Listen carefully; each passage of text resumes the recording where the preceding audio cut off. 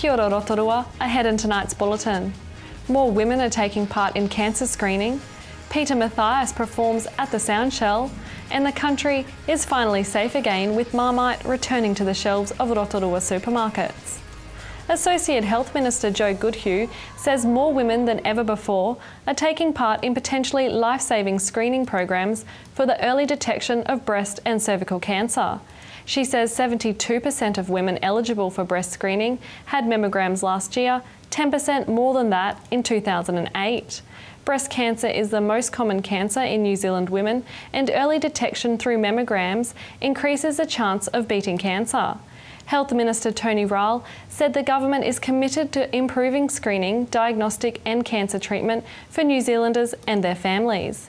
He says they are investing an additional $33 million over the next 4 years for better and faster services for cancer patients.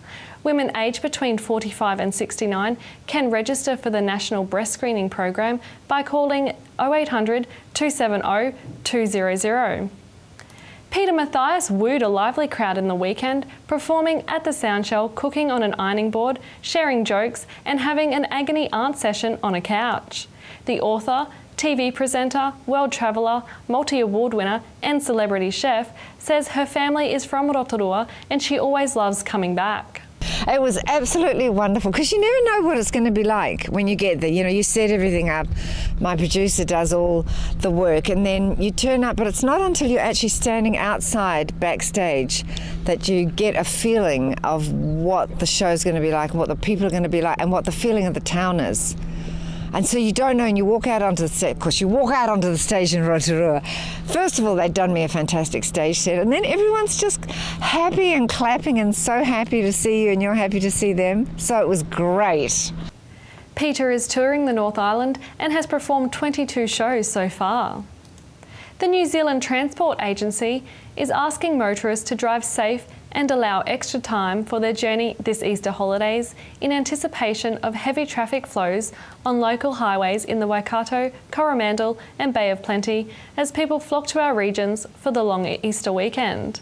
Waikato and Bay of Plenty State Highways managers Kay Clark and Brett Glidden say traffic is normally very heavy during the Easter holidays as people take advantage of the warm weather before winter arrives, and with good weather forecasts in most parts of the regions, we can expect more people to travel during the break. Mr Glidden says traffic is particularly heavy on our busiest roads, State Highway 1, 2 and 29, and he urges motorists to be patient as the heavy traffic volumes are likely to add to usual travel time. He says regardless of where people are driving, it's always a good idea to plan your journey, check your vehicle to ensure it is roadworthy, allow for delays, take regular breaks to avoid fatigue, stay alert and always drive to the conditions. Dog trainer Gus Canopers has been training dogs for over 30 years, including protection dogs for the police and military. He says all dogs need some sort of basic training to prevent the all too common attacks that seem to be happening in our community. But the problem does not always lie with the dog. To become a responsible dog owner, go to dog classes, go to puppy classes, get advice from people that are out there to help you. The council have got ranges that I'm quite sure would be quite happy to help you with the issues that are there. The main thing with dog training is be consistent from day one. What you say to a dog today, you have to do tomorrow and the rest of his life. It's very important to get that consistency into a dog, and the sooner you start training your dog of sit, stay, heel, come, just the basic commands, the less problems we're going to have. More from Gus and Luke in a two-part special later in the bulletin. You've rationed, you've scraped, you've survived Marmageddon, and now the wait is over and the country can once again sigh a breath of relief as Marmite returns to the shelves of supermarkets. 2 years after the Sanitarium warehouse was demolished after the Christchurch earthquake, Marmite fans were queuing up at 7 a.m. just to get their hands on the first batch of Marmite at one local supermarket. Yeah, well, it's been massively popular, so much so that we're unfortunately out today. And it was only brought back yesterday. Absolutely, yeah. So we actually gave a free jar to everybody yesterday who spent $50 at Countdown, and it's just been so popular. Yesterday morning was probably our busiest morning.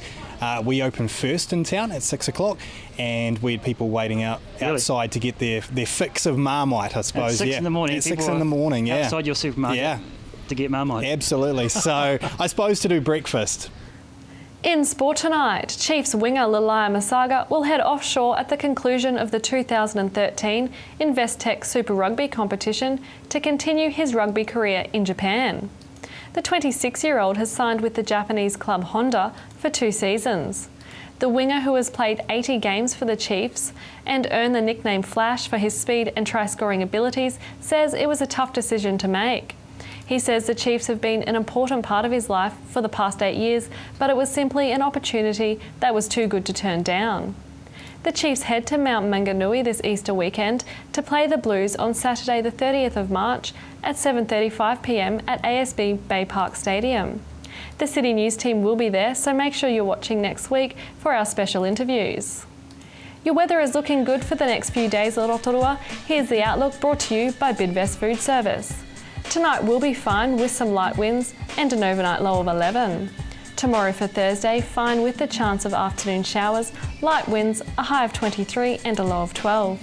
And the outlook for Friday looks fine with the chance of an afternoon shower, some light winds and a high of 22 and a low of 11.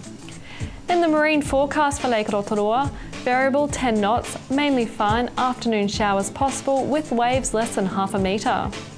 Remember, for program listings and other info, or to upload video, check out our website at tvrotorua.co.nz, and don't forget to check out our Facebook page.